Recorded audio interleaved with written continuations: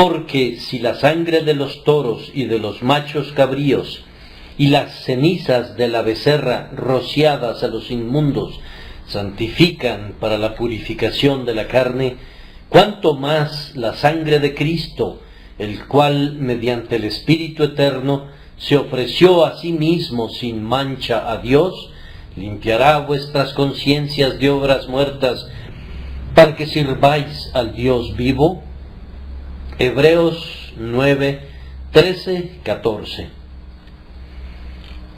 Amados hermanos en Cristo, ustedes moran en gran cercanía a Dios. Él les llama el pueblo a Él cercano. Su gracia los ha convertido a ustedes en sus hijos e hijas, y Él es un Padre para ustedes.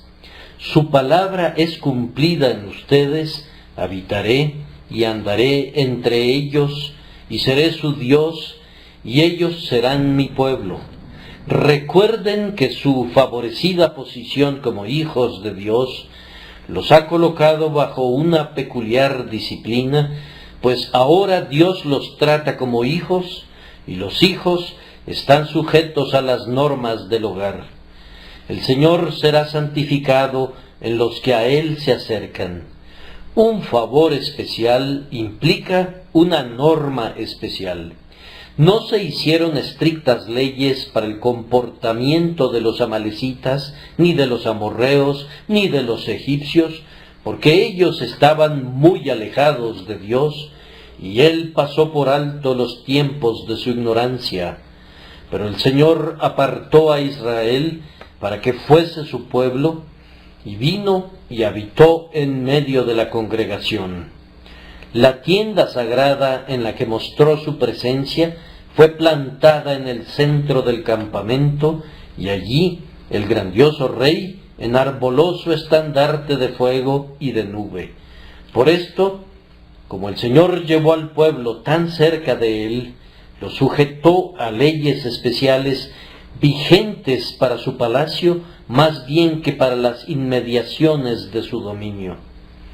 Ellos estaban obligados a conservarse muy puros, pues llevaban los utensilios de Jehová, y eran una nación de sacerdotes delante de Él.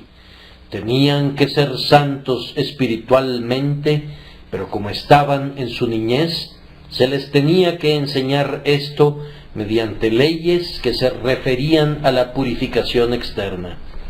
Lean las leyes establecidas en Levítico y vean cuánto cuidado requería la nación favorecida y cuán celosamente debían cuidarse de la contaminación. Precisamente así como los hijos de Israel en el desierto estaban sujetos a severas regulaciones, así también quienes viven cerca de Dios están sujetos a una santa disciplina en la casa del Señor. Nuestro Dios es fuego consumidor. Ahora no estamos hablando de nuestra salvación o de nuestra justificación como pecadores, sino de los tratos del Señor hacia nosotros como santos. En ese respecto debemos caminar cuidadosamente con Él y vigilar nuestros pasos para no ofenderle. Nuestro sincero deseo es comportarnos en su casa de tal manera que siempre nos permita tener acceso confiado a su presencia y que no se vea compelido nunca a rechazar nuestras oraciones porque hemos estado cayendo en pecado. El deseo de nuestro corazón y nuestro anhelo interior es que nunca perdamos la sonrisa de nuestro Padre. Si hemos perdido comunión con Él, aunque sea por una hora, nuestro clamor debe ser: ¿quién me diera el saber dónde hallar a Dios? Yo iría hasta su silla, pues cuando tenemos comunión con el Señor, somos felices, somos fuertes, y estamos llenos de aspiraciones y emociones celestiales. No hay un gozo bajo el cielo semejante al gozo de la comunión con Dios. es incomparable e inexpresable, y por tanto, cuando perdemos la presencia de Dios, aunque sea por poco tiempo, somos como una paloma separada de su compañero que no cesa de dolerse. Nuestro corazón y nuestra carne claman por Dios, por el Dios vivo. ¿Cuándo vendremos y nos presentaremos delante de Dios? Ahora, amados, he seleccionado el tema de esta mañana para que aprendamos cómo renovar nuestra comunión con Dios siempre que la perdamos por un sentido de pecado. Si el Espíritu Santo graciosamente nos ilumina, veremos cómo la conciencia puede ser guardada limpia para que así el corazón sea capaz de morar con Dios. Veremos nuestro riesgo de contaminación y la manera mediante la cual nuestra impureza puede ser quitada. Que nos sea otorgada la gracia para evitar las contaminaciones que obstruyen la comunión y para buscar la purificación que limpia la inmundicia y restaura la comunión.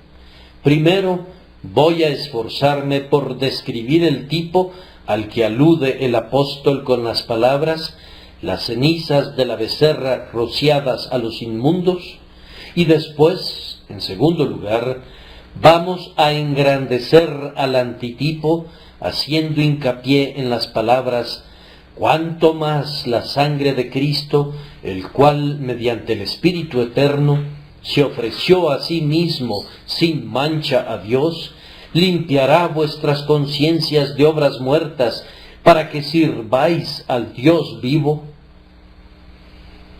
Describamos el tipo. En el capítulo 19 de Números encontrarán el tipo. Sean tan amables de abrir sus Biblias y refrescar sus memorias. Primero, el tipo menciona inmundicias ceremoniales que eran los símbolos de las impurezas causadas por el pecado.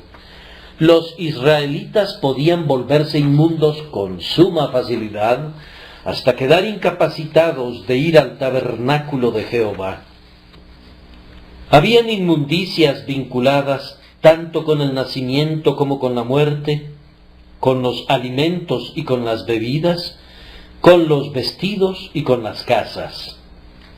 Los estatutos eran muy detallados y abarcaban todo, hasta el punto que un hombre difícilmente podía moverse fuera de su tienda o incluso permanecer en su propia tienda sin incurrir en impurezas de una manera o de otra que le dejaban incapacitado para entrar en los atrios del Señor o para ser un miembro aceptable de la congregación. En el pasaje de Números que está ahora delante de nosotros, la fuente primordial de contaminación considerada es la muerte. Cualquiera que tocare algún muerto a espada sobre la faz del campo, o algún cadáver, o hueso humano, o sepulcro, 7 días será inmundo. Ahora, la muerte es peculiarmente el símbolo del pecado, así como el fruto del pecado. El pecado, como la muerte, desfigura la imagen de Dios en el hombre. Tan pronto como la muerte se aferra al cuerpo de un hombre, destruye la lozanía de la belleza y la dignidad de la fuerza y ahuyenta de la divina forma humana ese misterioso algo que es el símbolo de la vida interior. Independientemente de cuán conservado pueda parecer por algún tiempo un cadáver, está estropeado. La excelencia de su vida ha partido y, ay, en unas cuantas horas, o cuando mucho, en unos cuantos días, la imagen de Dios comienza a desvanecerse completamente. La corrupción y el gusano comienzan su obra desoladora y el horror sigue a esa comitiva. Abraham, independientemente de cuánto haya amado a su Sara, se pone pronto ansioso y quiere enterrar a su bienamada fuera de la vista de todos. Ahora, lo que hace la muerte a la divina forma humana, eso hace el pecado a la imagen espiritual de Dios en nosotros. La desfigura totalmente. La naturaleza humana, en su madurez, es una moneda corriente del dominio de Dios, acuñada por el grandioso Rey, pero por el pecado es estropeada y desfigurada para gran deshonra del Rey, cuya imagen e inscripción lleva. Por esto, el pecado es sumamente aborrecible para Dios, y la muerte es aborrecible como tipo del pecado. Las impurezas que adquirían los israelitas por la muerte deben haber sido muy frecuentes. Como toda una generación murió en el desierto, la mayoría de los habitantes debe haber caído una y otra vez bajo la ley aplicable a la inmundicia, ya sea por causa de sus padres o de sus amigos. Un hombre podía excavar en el campo algunos restos humanos, o arar sobre una tumba, o encontrar un cuerpo muerto accidentalmente, y de inmediato era inmundo. ¿Cuán frecuentes eran entonces las ocasiones de ser inmundos? Pero, hermanos míos, no tan frecuentes como las ocasiones de contaminación que enfrentan nuestras conciencias en un mundo como este, pues podemos errar y transgredir de mil maneras. Oh, por un albergue en algún vasto desierto, alguna ilimitada proximidad de sombra, donde el pecado no alcanzara nunca mi alma. Pero es en vano suspirar de esta manera, pues aun si pudiéramos escapar del tropel de gente, no por eso escaparíamos del pecado. El israelita se podía encontrar con la inmundicia incluso en su propia tienda. Les he recordado ya que estos estatutos acerca de la muerte nos presentan únicamente una parte de las ocasiones de contaminación que rodeaban al pueblo de Israel. Eran mucho más numerosas que éstas. Un hombre podría ser inmundo incluso en su sueño. La ley le seguía la pista muy de cerca, aun en sus lugares más secretos, y circundaba sus horas de mayor descuido. De la misma manera nos asedia el pecado. Como un perro siguiéndonos los talones, siempre está con nosotros. Como nuestra sombra nos persigue, vayamos donde vayamos. Sí, y cuando el sol no brilla y las sombras se han disipado, el pecado todavía está allí. ¿A dónde huiremos de su presencia y a dónde nos ocultaremos de su poder? Queriendo nosotros hacer el bien, el mal está en nosotros. Cuán humillados deberíamos sentirnos al recordar esto. El israelita se volvía inmundo incluso al hacer el bien, pues definitivamente era una buena obra enterrar a los muertos. Un hombre era impuro si por motivos de caridad ayudaba a enterrar al pobre o al que había sido asesinado, o a las tristes reliquias de mortalidad que pudieran quedar al descubierto en la llanura, y sin embargo, esta era una acción encomiable. Hay pecado incluso en nuestras cosas santas, la moralidad más pura, en la que ningún ojo de hombre pudiera detectar una mancha, es defectuosa a los ojos de Dios. Hermanos, el pecado mancilla nuestra piedad y contamina nuestra devoción. Ni siquiera podemos orar sin que necesitemos pedirle a Dios que perdone nuestra oración.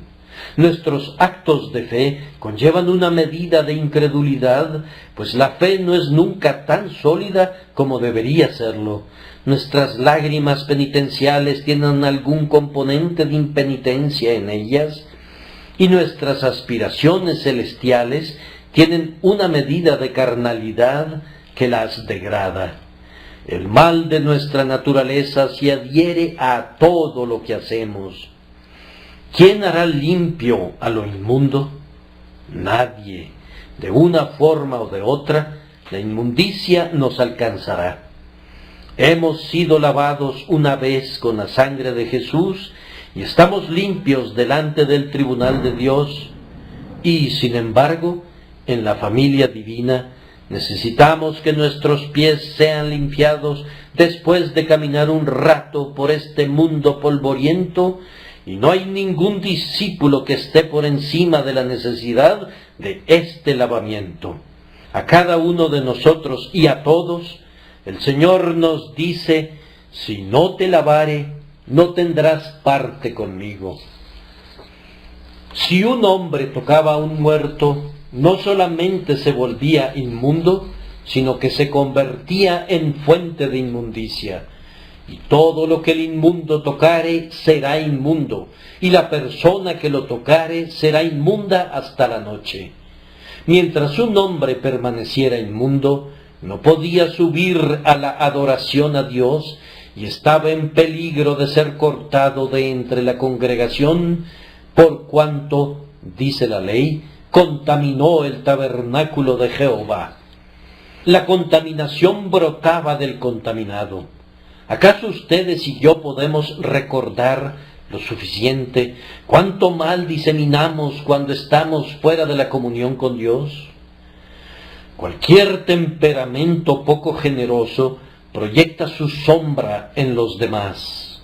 Nunca lanzamos alguna mirada sin provocar resentimiento y malos sentimientos en los otros. Esta persona o aquella seguirá nuestro ejemplo si somos holgazanes, y así estaríamos haciendo mucho daño, aun cuando no estemos haciendo nada. Ni siquiera podrían enterrar su talento en una servilleta sin poner un ejemplo para que los demás hicieran lo mismo. Y si ese ejemplo fuera seguido por todos, cuán terribles serían las consecuencias. Fíjense que no estoy hablando ahora de los pecadores del mundo, sino de los santos de Dios. Como las ordenanzas contenidas en el capítulo delante de nosotros eran para Israel, así estas cosas son predicadas para aquellos en quienes está el Espíritu del Señor. El anhelo ferviente de mi alma es que nuestro caminar sea digno del Señor para agradarle en todo, y que no nos volvamos indignos de la comunión con Él. Esta inmundicia le impedía al hombre subir para adorar a Dios y lo separaba de esa grandiosa y permanente congregación que era llamada a morar en la casa de Dios, pues residía alrededor del lugar santo. Él era, por decirlo así, excomulgado o suspendido por lo menos de su comunión. No podía traer ninguna ofrenda, no podía estar en medio de la multitud y presenciar la solemne adoración, pues era inmundo y debía considerarse así. ¿Llegan los hijos de Dios alguna vez a este punto? Ah, queridos amigos, en lo relativo a nuestras conciencias, con frecuencia estamos en medio de los inmundos. No estamos contaminados como los paganos, ni condenados con el mundo, pero como hijos de Dios sentimos que nos hemos desviado y nuestra conciencia nos remuerde. El pecado ya ha sido quitado de nosotros, pues somos criminales ya juzgados delante de un juez, pero pesa sobre la conciencia de la misma manera que las fallas de un hijo le causan dolor. Esta inmundicia debe ser purificada de la conciencia, y nuestro sermón entero es sobre esa materia. No hablo de quitar efectivamente el pecado delante de Dios, sino de quitar de la conciencia su contaminación, de tal manera que la comunión con Dios pueda ser posible. Recuerden la palabra del Señor: vuestras iniquidades han hecho división entre nosotros, y vuestro Dios y vuestros pecados han hecho ocultar de vosotros su rostro para no oír. Cuando el pecado está en su conciencia, no se necesita de ninguna ley que impida su comunión con Dios, pues no pueden acercarse naturalmente a Él porque tienen miedo de hacerlo y sienten una aversión a hacerlo. Mientras la sangre perdonadora no hable paz dentro de su espíritu, no pueden acercarse a Dios. El apóstol dice: acerquémonos con corazón sincero, en plena certidumbre de fe, purificados los corazones de mala conciencia y lavados los cuerpos con agua pura. El lavamiento es el que nos permite acercarnos. Nos hacemos para atrás, temblamos, encontramos que la comunión es imposible hasta que somos purificados. Suficiente en cuanto a las contaminaciones descritas en el capítulo. Ahora hablaremos en lo relativo a la purificación que menciona. La contaminación era frecuente, pero la purificación siempre estaba disponible. En un determinado momento, todo el pueblo de Israel traía una vaquilla roja para que fuera usada en la expiación. No era a costa de una persona o de una tribu, sino que toda la congregación traía la becerra alazana para ser sacrificada. Tenía que ser su sacrificio y era traída por todos ellos. No era conducida, sin embargo, al lugar santo para el sacrificio, sino que era sacada fuera del campamento y allí era degollada en presencia del sacerdote y era quemada completamente con fuego, no como un sacrificio sobre el altar, sino como una cosa inmunda de la que había que deshacerse fuera del campamento. No se trataba de un sacrificio regular, pues si así hubiera sido, lo habríamos encontrado descrito en Levítico. Era una ordenanza enteramente única que proclamaba un aspecto muy diferente de la verdad. Pero regresemos al capítulo. La vaquilla roja era degollada antes de que la inmundicia fuera cometida, de igual manera que nuestro Señor Jesucristo fue hecho maldición por el pecado hace mucho tiempo. Antes que ustedes y yo hubiéramos vivido para cometer la inmundicia, ya había un sacrificio provisto para nosotros. Para descargo de nuestra conciencia, será bueno que veamos este sacrificio como el de un sustituto por el pecado y que consideremos los resultados de esa expiación. El pecado en la conciencia necesita para su remedio el fruto de la sustitución del Redentor. La vaquilla roja era degollada, la víctima caía bajo el hacha del carnicero. Se tomaba entonces todo, su cuero, su carne, su sangre, su estiércol, todo, pues no debía quedar ninguna traza de ella, y era quemada enteramente con fuego, conjuntamente con madera de cedro e hisopo y lana carmesí, que yo supongo que se había usado previamente para rociar la sangre de la vaquilla, y por tanto debía estar empapada con esa sangre. Todo ese conjunto era destruido fuera del campamento. Lo mismo sucedió con nuestro Señor, que aunque Él mismo era inmaculado, fue hecho pecado por nosotros y sufrió fuera del campamento, sintiendo la separación de Dios, mientras clamaba: Dios mío, ¿por qué me has desamparado? ¡Ah, cuánto le costó a nuestro Señor ponerse en nuestro lugar y cargar con las iniquidades de los hombres! Entonces las cenizas eran recogidas y puestas en lugar limpio, accesible para todo el campamento. Todo mundo sabía dónde estaban las cenizas, y siempre que había una inmundicia, se dirigían a ese montón de cenizas y tomaban una pequeña porción. Cuando las cenizas se agotaban, traían otra vaquilla roja y hacían la misma operación que habían hecho antes, para que esta purificación para los inmundos siempre estuviera disponible.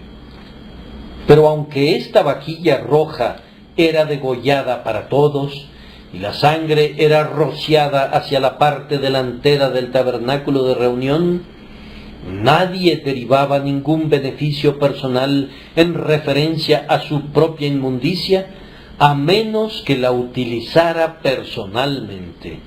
Cuando un hombre se volvía inmundo, conseguía a una persona limpia para que fuera, a nombre suyo, a tomar un poco de las cenizas y a ponerlas en un recipiente y echar sobre ellas agua corriente, y luego rociar esta agua de purificación sobre él, sobre su tienda y sobre todos sus muebles. Mediante esa aspersión, al cabo de 7 días, la persona inmunda era purificada. No había ningún otro método de purificación de su inmundicia excepto ese. Lo mismo sucede con nosotros. Hoy, el agua viva de las sagradas influencias del Divino Espíritu debe tomar el fruto de la sustitución de nuestro Señor y aplicarlo a nuestras conciencias. Lo que queda de Cristo después que el fuego pasó sobre él, incluyendo los méritos eternos y la virtud permanente de nuestro grandioso sacrificio, debe ser rociado sobre nosotros a través del Espíritu de nuestro Dios. Entonces estamos limpios en la conciencia, pero no antes. Nuestro Señor se levantó otra vez al tercer día, y bienaventurados aquellos que reciben la justificación del tercer día por la resurrección del Señor. Así es quitado el pecado de la conciencia, pero en tanto que estemos en este cuerpo, habrán algunos temblores, alguna medida de desasosiego por causa del pecado alojado en nosotros, pero bendito sea Dios, porque hay una purificación al cabo del 7º día que completará la limpieza. Cuando irrumpa el domingo eterno, entonces tendrá lugar la última aspersión con el hisopo, y seremos limpios y entraremos en el reposo que queda para el pueblo de Dios, limpios por completo. Al final vendremos delante de Dios sin mancha ni arruga ni cosa semejante, y seremos tan capaces de tener comunión con Él como si no hubiésemos transgredido nunca, siendo presentados sin mancha delante de su presencia con sumo y grande gozo. Suficiente en lo concerniente al tipo, con el cual ya hemos mezclado algún grado de exposición. Engrandezcamos al grandioso antitipo, porque si la sangre de los toros y de los machos cabríos y las cenizas de la becerra rociadas a los inmundos santifican para la purificación de la carne, ¿cuánto más la sangre de Cristo? ¿Cuánto más? Él no nos da la medida, sino simplemente lo deja con un interrogante. Nunca seremos capaces de decir cuánto más, pues la diferencia entre la sangre de los toros y de los machos cabríos y la sangre de Cristo, la diferencia entre las cenizas de la vaquilla roja y los eternos méritos del Señor Jesús, debe ser una diferencia infinita. Permítanme ayudar a su juicio mientras declaramos la suma grandeza de nuestro poderoso Redentor, por quien somos reconciliados con Dios.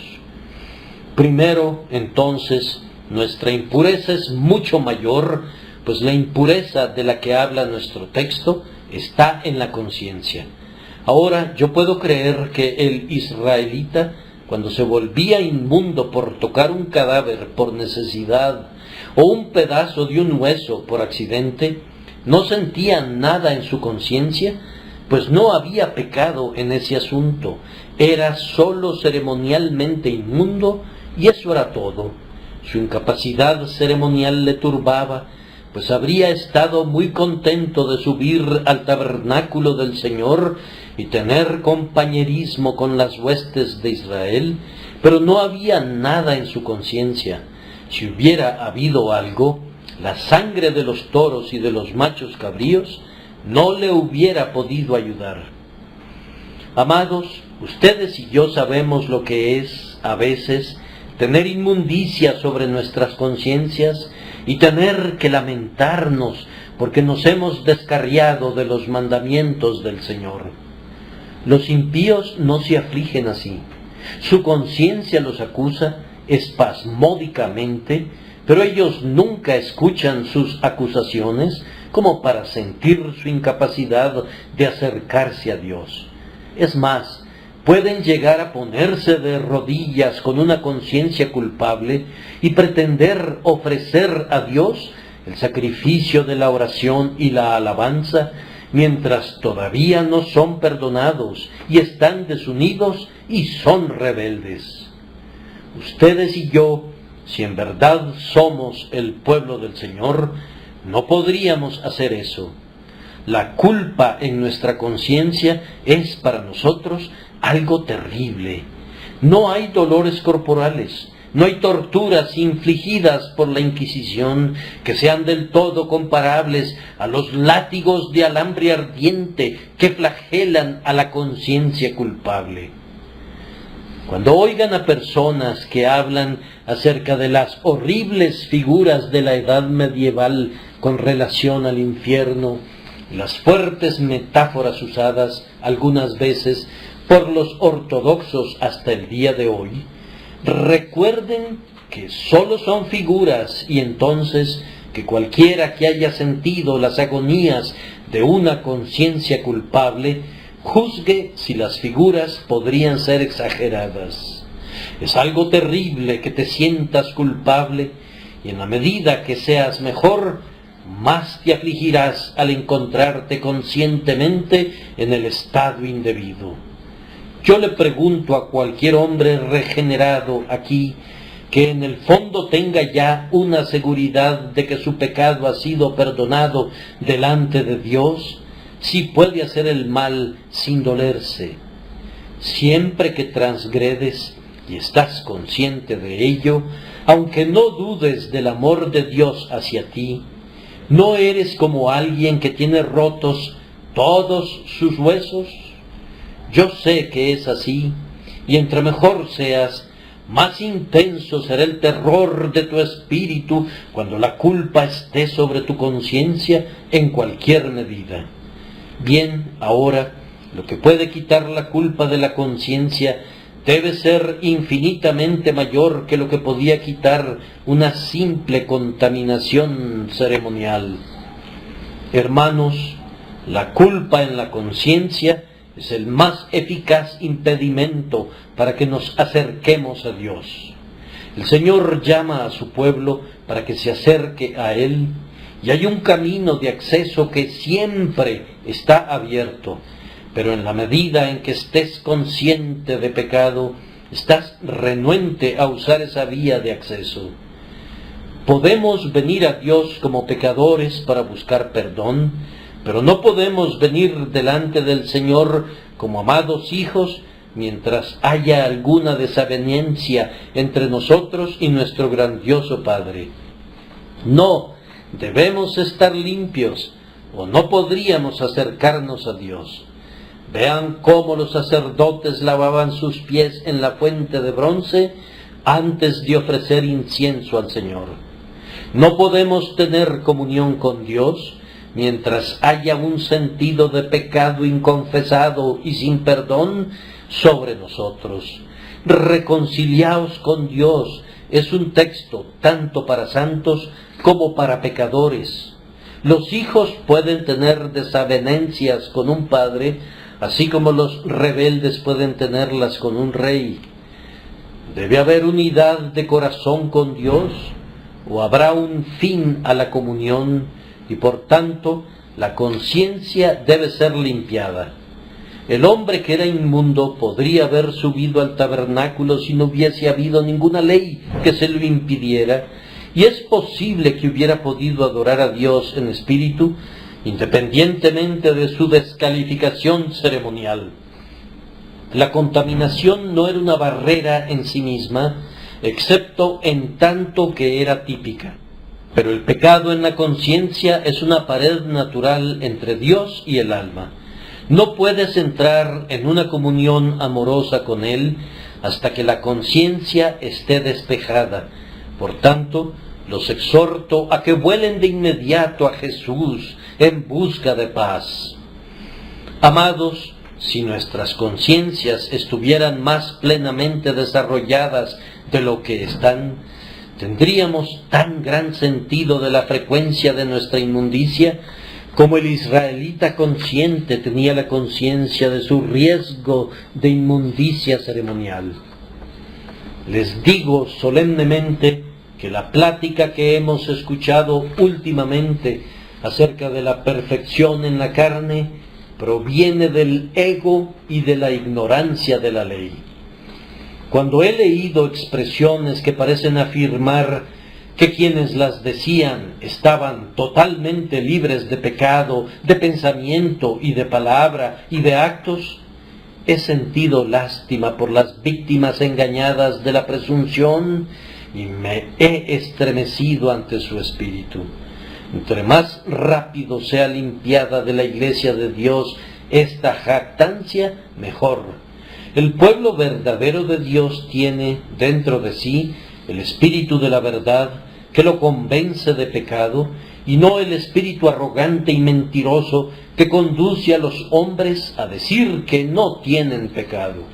Los verdaderos santos moran en el lugar de la penitencia y de la fe constante en la sangre expiadora, y no se atreven a exaltarse como los fariseos que clamaban: Dios, te doy gracias porque no soy como los otros hombres. Ciertamente no hay hombre justo en la tierra que haga el bien y nunca peque. Vamos, amados, de acuerdo a mi propia experiencia, constantemente estamos siendo contaminados, estando en este mundo inmundo y subiendo y bajando por él. Así como un hombre no podía dar un paseo sin tropezarse con una tumba, ni podía encerrarse en su casa sin correr el riesgo que la muerte entrase en ella, así estamos nosotros expuestos al pecado en todas partes. Pareciera que es inevitable, mientras estemos en este cuerpo y en este mundo pecaminoso, que entremos en contacto con el pecado de una forma u otra, y cualquier contacto con el pecado es contaminante. Nuestro Señor pudo vivir entre los pecadores y permanecer incólume porque no había mal en su corazón, pero en nuestro caso, el pecado que está fuera despierta los ecos internos y así causa una medida de consentimiento y contaminación. La voluntad cede más o menos a la tentación, y cuando la voluntad no cede, la imaginación juega el papel del traidor, y los afectos parlamentan y traicionan al alma. Aunque venga acompañado de una determinación de no caer en el mal, el simple pensamiento del mal es pecado. El pecado no atraviesa la placa sensible de nuestra alma, según está expuesta en su cámara de cada día, sin dejar, aun si nosotros mismos no la vemos, alguna traza y una mancha que Dios sí ve. Nuestros colegas son una fuente terrible de contaminación para nosotros. ¿No notaron en el capítulo que leímos, Números 19, que quien tocaba el cadáver de un hombre era inmundo por 7 días? Ahora, si van a Levítico 11:31, verán que cualquiera que tocara la carroña de una bestia inmunda era solamente inmundo hasta la noche.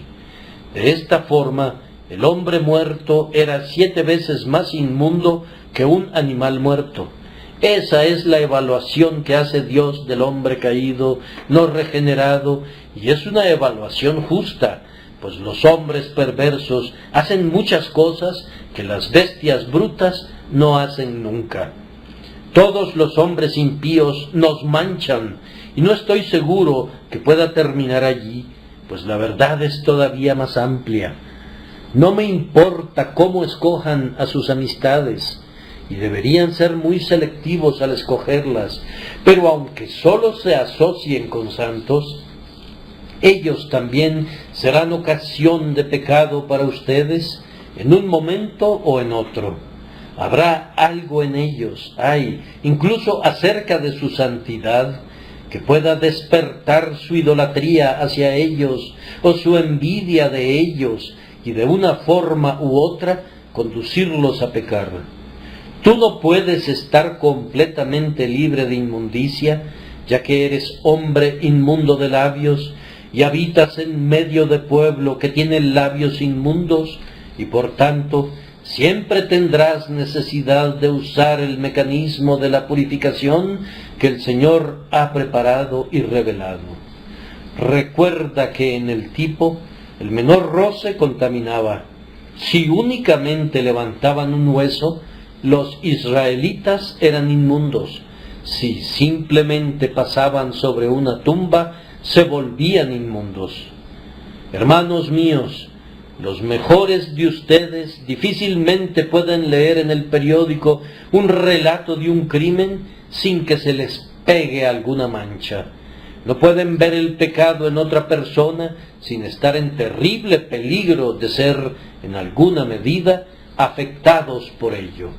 El pecado es de una naturaleza tan sutil y penetrante que mucho antes que estemos conscientes, empaña nuestro brillo y carcome nuestro espíritu. Únicamente el Dios santo y puro es sin mancha, pero en cuanto a los mejores de sus santos, ellos necesitan velar sus rostros en su presencia y pregonar: inmundo, inmundo. Bajo la antigua ley, los hombres podrían ser inmundos sin saberlo. Un hombre habría podido tocar un hueso sin darse cuenta, mas la ley operaba de igual manera. Habría podido caminar sobre una tumba sin saberlo, pero era inmundo. Me temo que nuestro orgulloso sentido de lo que pensamos que es nuestra limpieza interior refleja simplemente la estupidez de nuestra conciencia. Si nuestra conciencia fuera más sensible y tierna, percibiría al pecado allí donde ahora nos congratulamos porque todo es puro. Hermanos míos, esta enseñanza mía nos coloca en un lugar muy bajo, pero entre más baja sea nuestra posición, será mejor y más segura para nosotros, y seremos más capaces de valorar la expiación por la cual nos acercamos a Dios. Puesto que la mancha está sobre la conciencia, quitarla es una obra mucho mayor que quitar una simple inmundicia ritual. En segundo lugar, en este encabezado, nuestro sacrificio es más grande en sí mismo. No voy a enfatizar cada punto de su grandeza para no cansarlos, mas simplemente voy a notar que en la degollación de la vaquilla, la sangre era presentada y rociada hacia la parte delantera del tabernáculo 7 veces, aunque no entraba efectivamente allí, y así, en la expiación por medio de la cual encontramos la paz de conciencia, hay sangre, pues sin derramamiento de sangre no se hace remisión. Ese es un decreto establecido por el gobierno eterno, y la conciencia nunca alcanzará la paz hasta que entienda el misterio de la sangre. No solo necesitamos los sufrimientos de Cristo, sino la muerte de Cristo manifiesta en su sangre. El sustituto debe morir. La muerte era nuestro destino, y muerte por muerte ofreció Cristo al Dios eterno. Es por un sentido de la muerte sustitutiva de nuestro Señor que la conciencia se queda limpia de las obras muertas. Además, la propia vaquilla era ofrecida. Después que la sangre era rociada hacia la parte delantera del tabernáculo por la mano sacerdotal, la víctima era totalmente consumida. Lean ahora nuestro texto. Cristo, el cual mediante el Espíritu Eterno se ofreció a sí mismo a Dios. Nuestro Señor Jesucristo no entregó simplemente su muerte, sino su persona entera, con todo lo que le competía, para ser nuestro sacrificio sustitutivo. Se ofreció a sí mismo, su persona, su gloria, su santidad, su vida, su propio yo, en nuestro lugar. Pero, hermanos, si una pobre vaquilla, cuando era ofrecida y consumida, hacía que el hombre inmundo fuera limpio, ¿cuánto más seremos purificados por Jesús, puesto que Él se dio a sí mismo, a su glorioso yo, en quien habita corporalmente toda la plenitud de la deidad? ¡Oh, qué sacrificio es este! Se agrega que nuestro Señor hizo esto mediante el Espíritu Eterno. La vaquilla no era una ofrenda espiritual, sino carnal. La criatura no sabía nada de lo que se estaba haciendo y por eso era una víctima involuntaria. Pero Cristo estaba bajo los impulsos del Espíritu Santo que había sido derramado sobre él y fue movido por él para entregarse a sí mismo como un sacrificio por el pecado. De aquí surge algo de la mayor eficacia de su muerte, pues la disposición del sacrificio aumentó grandemente su valor. Para darles a ustedes otra interpretación de esas palabras, y probablemente una que es mejor, había un eterno espíritu vinculado con la humanidad de Cristo nuestro Señor, y por él se entregó para Dios. Él era Dios, así como hombre, y esa eterna deidad suya otorgó un valor infinito a los sufrimientos de su cuerpo humano, de tal manera que se ofreció a sí mismo como un Cristo entero en la energía de su eterno poder y deidad. ¡Oh, qué sacrificio es ese en el Calvario! Es por la sangre del hombre Cristo que ustedes son salvados, y sin embargo está escrito, la iglesia del Señor, la cual Él ganó por su propia sangre. Uno que es a la vez Dios y hombre, se ha entregado a sí mismo como un sacrificio por nosotros. ¿Acaso el sacrificio no es inconcebiblemente más grande en el hecho de que contiene al tipo? ¿No debe purificar eficazmente nuestra conciencia? Después que quemaban la vaquilla, recogían todas las cenizas. Todo lo que podía arder había sido consumido. Nuestro Señor fue hecho un sacrificio por el pecado. ¿Y qué queda de Él? No unas cuantas cenizas, sino el Cristo entero, que todavía permanece para no morir más, sino que permanece inmutable para siempre. Pasó por los fuegos sin quemarse, y ahora vive para siempre para interceder por nosotros. Es la aplicación de su mérito eterno la que nos purifica, y no es ese mérito eterno inconcebiblemente mayor de lo que puedan ser jamás las cenizas de una vaquilla. Ahora, hermanos míos, quiero que por un momento recuerden que nuestro Señor mismo era sin mancha, puro y perfecto, y sin embargo, lo digo con aliento entrecortado, Dios por nosotros lo hizo pecado, al que no conoció pecado. Susúrrenlo con mayor asombro todavía, hecho por nosotros maldición.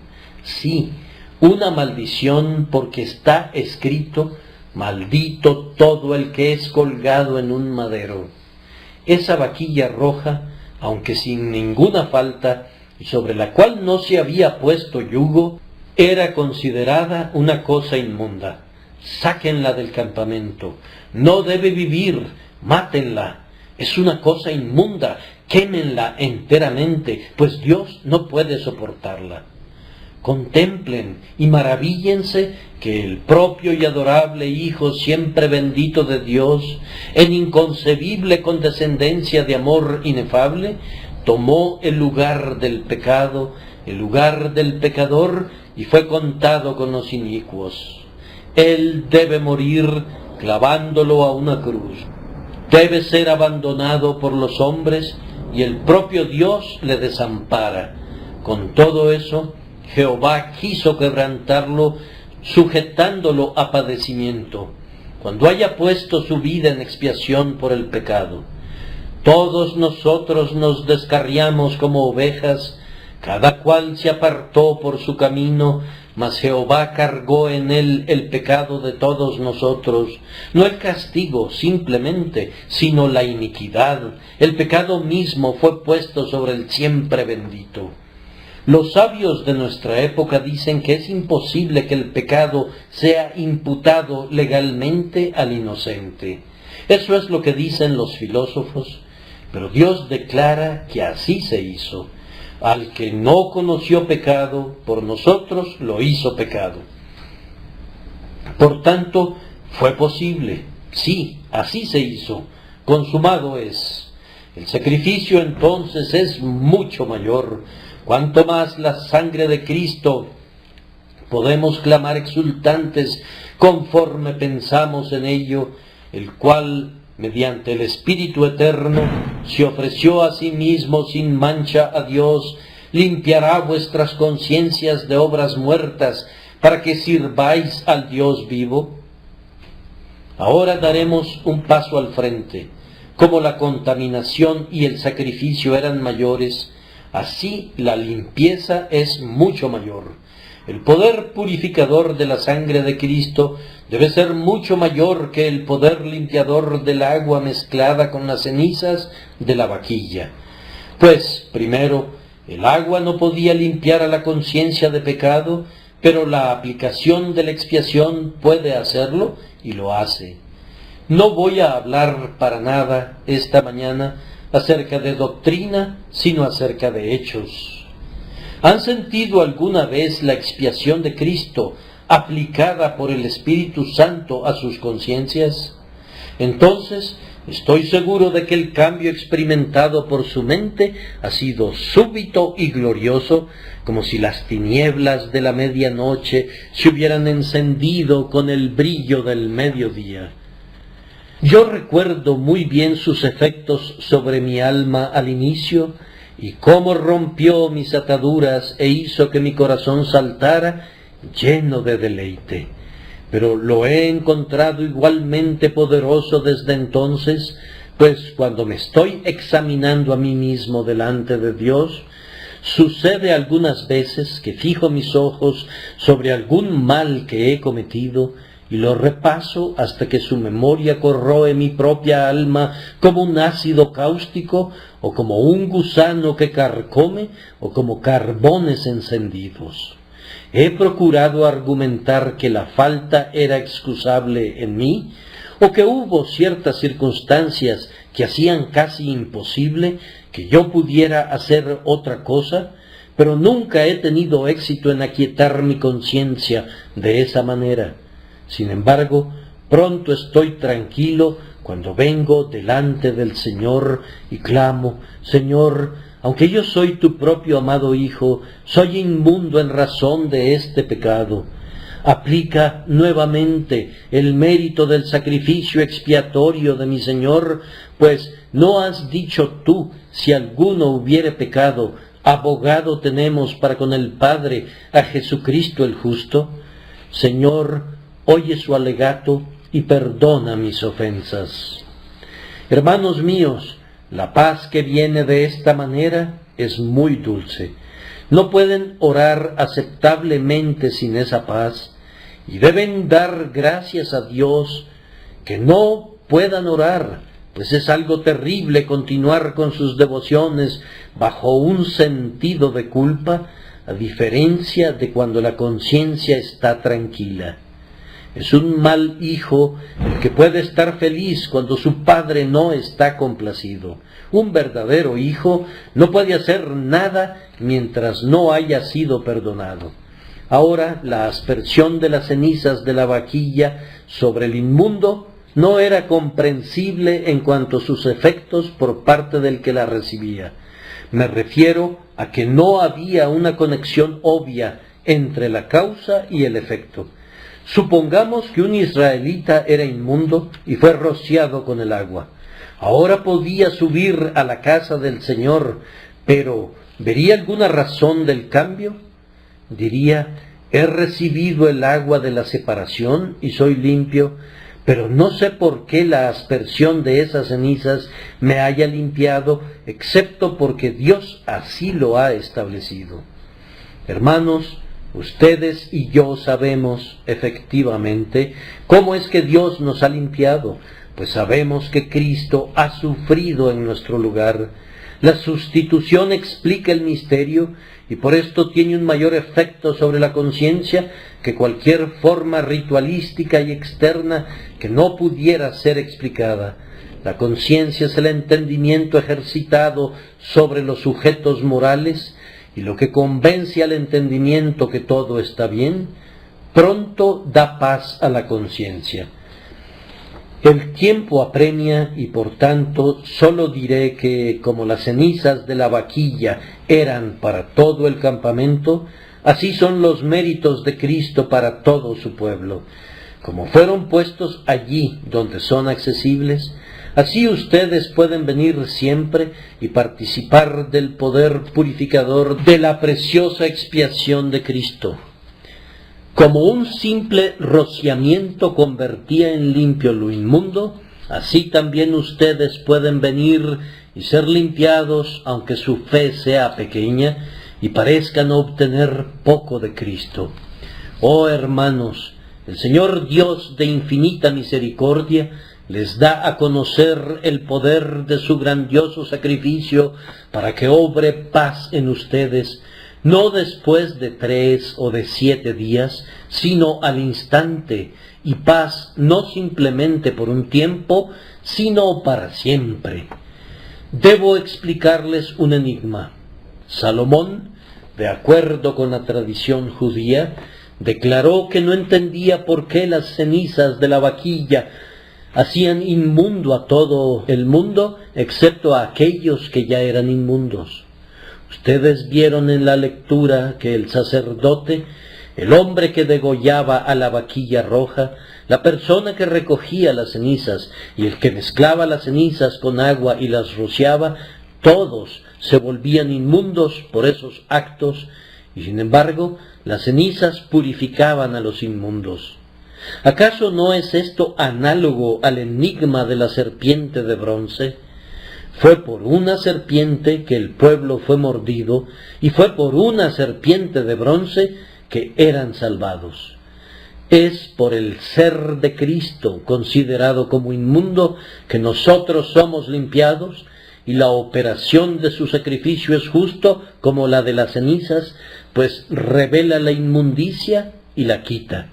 Si tú estás limpio y piensas en la muerte de Cristo, ¿qué sentido de pecado trae sobre ti?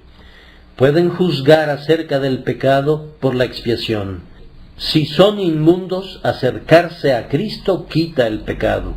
Así, mientras su muerte mi pecado exhibe en todos sus negros matices, tal es el misterio de la gracia que sella mi perdón también. Si creemos que somos inmundos, una mirada a la sangre expiatoria nos lleva a ver cuán inmundos somos, y si nos juzgamos inmundos, entonces la aplicación del sacrificio expiatorio da descanso a nuestras conciencias. Ahora, ¿de qué se trata todo esto? Esta vaquilla degollada la entiendo, puesto que admitía a los israelitas inmundos a los atrios del Señor, pero este Cristo de Dios, ofreciéndose a sí mismo sin mancha mediante el Espíritu Eterno. ¿Cuál es su propósito? Su objetivo es un servicio más elevado. Es para que podamos ser limpiados de las obras muertas para servir al Dios vivo. Las obras muertas han desaparecido. Dios los absuelve. Ustedes están limpios y lo sienten. Entonces, ¿qué? ¿No aborrecerán las obras muertas en el futuro? El pecado es muerte. Luchen para evitarlo. En la medida que sean liberados del yugo del pecado, vayan y sirvan a Dios, puesto que Él es el Dios vivo y evidentemente odia a la muerte y la define como inmundicia para Él. Abóquense a las cosas vivas, ofrezcan a Dios oraciones vivas y lágrimas vivas, ámenle con un amor vivo, confíen en Él con una fe viva, sírvanle con una obediencia viva. Estén todos vivos con su vida, no solo tengan vida, sino tenganla más abundantemente. Él les ha limpiado de la contaminación de la muerte. Vivan ahora en la belleza y la gloria y la excelencia de la vida divina y pídanle al Espíritu Santo que los reviva para que puedan permanecer en plena comunión con Dios. Si una persona inmunda fuera limpiada y hubiera dicho entonces, no voy a adorar al Señor, ni tampoco le serviré, lo consideraríamos un ser perverso. Y si cualquier persona aquí presente dijera, mi pecado ha sido perdonado y yo lo sé, pero no haré nada para Dios, muy bien podríamos exclamar, ¡ah, hombre desgraciado! ¡Cuán hipócrita y engañadora debe ser esa persona! Cuando el perdón se recibe de las manos del Señor, el alma tiene que sentir un amor a Dios que se eleva dentro de sí. Al que se le ha perdonado mucho, tiene que amar mucho y tiene que hacer mucho por Él, por quien obtuvo ese perdón. Que el Señor los bendiga por Jesucristo nuestro Señor. Amén.